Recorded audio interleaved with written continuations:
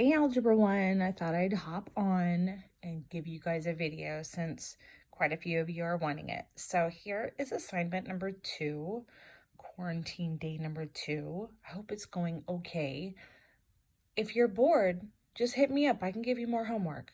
Haha. So I thought I would show you how to do maybe a couple of these. I know we went over it in class, but how about we do 5 and 7? They're pretty close to each other.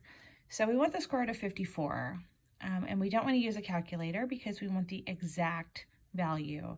So we're going to factor tree 54. So over here on this side, I will put 54 and we'll start factor treeing it.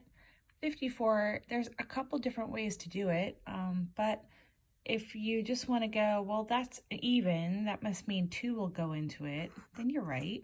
2 will go into 54 how many times? Well, 54 divided by 2 is this answer, and that would be a 27. 27 is a composite number. That means it's not a prime.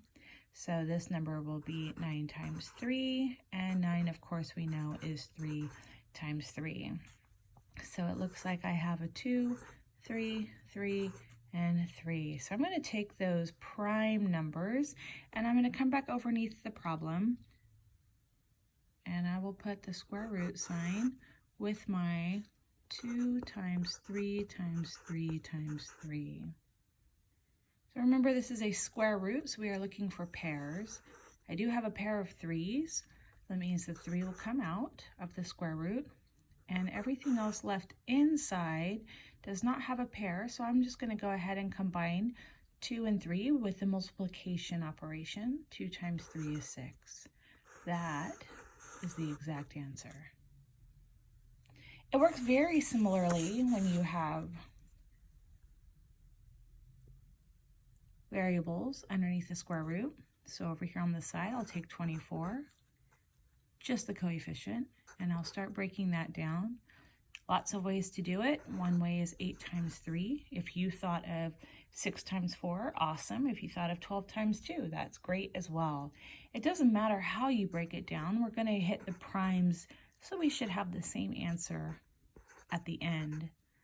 So I like circling them. That way I'm not focusing on the numbers that I've already broken down. So this is going to turn out to be 2 times 2 times 2 times 3. And then v cubed, we can think of that as v times v times v.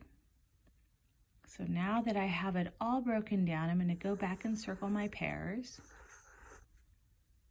The 2 is going to come out of the square root. The v is going to come out of the square root, and everything else is left inside. And I'm going to multiply 2 times 3 times v, which is 6v. The answer is 2v times the square root of 6v.